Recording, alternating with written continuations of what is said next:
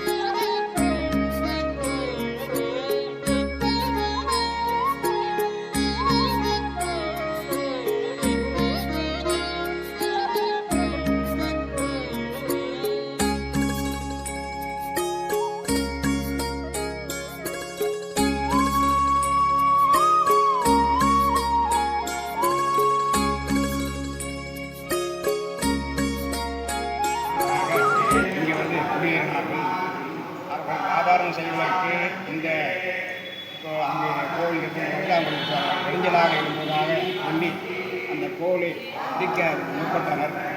அப்படி இடிக்க முற்படும்போது அங்கு இருக்கிற மக்கள் அனைவரும் பக்தர்கள் எல்லாரும் கலவரம் செய்தார்கள். இந்த கோவில் இடிக்கப்படாது என்று அவருடன் போரிட்டார்கள். ஜனங்களை அவர்களுடைய மக்களை அவர்கள் சமாளிப்பதற்கு என்ன செய்வது என்று தெரியாமல் அவர்களிடம் இப்போது நிர்வாகம் செய்து கொண்டிருக்கும் பரம்பரை தர்மகர்த்தாவாகிய சீனிவாச முதலியார் அவர்கள் அவருடைய மூதாதையர்கள் முத்துகிருஷ்ண முதலியார் என்று வழங்கப்படும் தர்மகர்த்தாவிய பரம்பரையாக அவர் அந்த ஆங்கிலரிடம் திவானாக பணிபுரிந்து இருந்தார். திவான் என்றால் அவர்களுக்கு ஆந்திரர்களுக்கு மொழிபெயர்ப்பாளராக எடுத்துக்கொண்டு அவர் அந்த பணியை செய்து கொண்டிருந்தார். அப்போது அந்த முத்துகிருஷ்ணமையாரிடம் போய் அந்த ஆங்கிலேயர்கள் இந்த மாதிரி மக்கள் எல்லாரும் கலவரம் செய்கிறார்கள், இவர்களை எப்படி நாம் சமாதானம் செய்வது என்று அவரிடம் முறையிடும்போது சரி நான் இவ்வாறு சவால்த்து கொள்கிறேன் சொல்லி ஜனங்கள் அனைவருக்கும் இந்த கோவில் இருக்கும் சாமிகள் எல்லாம் நாம் நேரடியில் கொண்டு போய் வைத்து நாம் கோவில் கொடுக்கலாம், இவர்களுக்கு இந்த இடம் தேவைப்படும் என்று சொல்லி அவ்வாறு ஒரு வழியாக சமாதானம் பண்ணி அப்புறம் இப்போது இருக்கும் இந்த இடத்தில் அந்த ஆங்கிலேயர்கள் இடத்தை கொடுத்து நீங்கள் இந்த கோழி கட்டி கொள்ளுங்கள், அதுக்கு என்ன பராமரிப்பை இஸ்லாமியர்கள் சேர்த்து நாங்கள் அதுக்கு வழங்குகிறோம் என்று அந்த ஆங்கிலேயர்கள் நம்முடைய பரம்பரை தமிழர்கள் அந்த முத்துக்கு செல்வியாருடைய சொல்லி கோழி கட்டுவதற்கு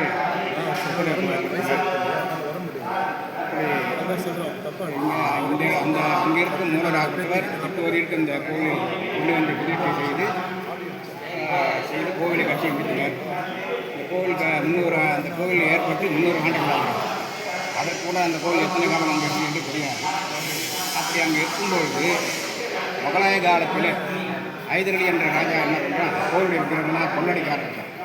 அப்படி கொள்ளடிக்கும்பொழுது அந்த உற்சவமூர்த்தியில் எங்களை நம்ம பந்தோசாக பாதுகாக்கணும்னு சொல்லி அப்போ இருந்து அந்த பட்டாச்சாரம் அவங்க போய் ஜனங்கள் எல்லாம் கொண்டு போய் இந்த உற்சவரை எப்படி நம்ம பாதுகாக்கணும்னு சொல்லி அப்புறம் இங்கே பல்லாயிரம் எடுத்த திருநெல்வேலி என்ற மலையில் கொண்டு போய் அங்கே பந்தோபஸ்தாக வைக்கலாம் என்று எண்ணி அங்கே இருக்கிற உற்சவமூர்த்திகளை இருக்கிற சென்னகேச உற்சவமூர்த்தியை கொண்டு போய் அங்கே திருநெல்வேலி கொண்டு போய் ஏழை பண்ணியிருக்கார். அப்புறம் இந்த முகலாய காலம் எல்லாம் முடிஞ்சதுக்கப்புறம் எல்லாம் ஊரெல்லாம் க்ஷேமமாக இருக்கும்போது மறுபடியும் கோவிலை இங்கே கட்டிட்டு அப்புறம் மூடவர் சென்னகேசவத்தை பிரதிஷ்டை பண்ணியாச்சு. அப்புறம் உற்சவரை எங்கே இருக்குது என்று அவங்களுக்கு புரியவில்லை. அப்புறம் அங்கே இருக்கிற ஜனங்கள்லாம் அப்பொழுது ஜனங்கள்லாம் மாறிவிட்டனர். அப்புறம் இந்த 100 ஆண்டுகளுக்கு பின்னாடி வந்த பட்டாச்சாரியார் என்ன பண்ணார், இந்த கோவிலுக்கு எங்கே இருக்குன்னு எல்லோரும் அங்கே இருக்கிற ஜனங்கள்லாம் கேட்டு விசாரித்து இந்த சென்னகேச உற்சவர் எங்கே இருக்காருன்னு அப்புறம் திருநெல்வேலி இருக்குன்னு சொல்லி ஜனங்கள்லாம் ஒருத்தர் ஒன்று ஆராய்ச்சி பார்த்து அப்புறம் அங்கே இருக்குது என்று சொல்லி அதுக்கப்புறம் அங்கே போய் திருநெல்வேலியில் கொண்டு போய் அந்த உற்சவரை பார்த்து அங்கே நின்றான் இருந்தான் நடந்துறான் 4 நாள் அந்த இருந்தாங்க நரசிம்மராமன் சமையல் அங்கே இருக்குன்னு சொல்லி சொன்னாங்க. சரின்ட்டு போய் பார்த்து அங்கே இருக்கிற உற்சவரை கொண்டு வந்து இங்கே ஏழை பண்ணி புதுஷ்டி பண்ணி ஆகிடுச்சு. அப்படியே பண்ணி எல்லாம் அப்புறம் பார்த்தா அப்புறம் இந்த சென்னகேச உற்சவர் இவரில்லை அங்கே இருக்கும் சாந்தபூமி என்று தெரிய வந்தது.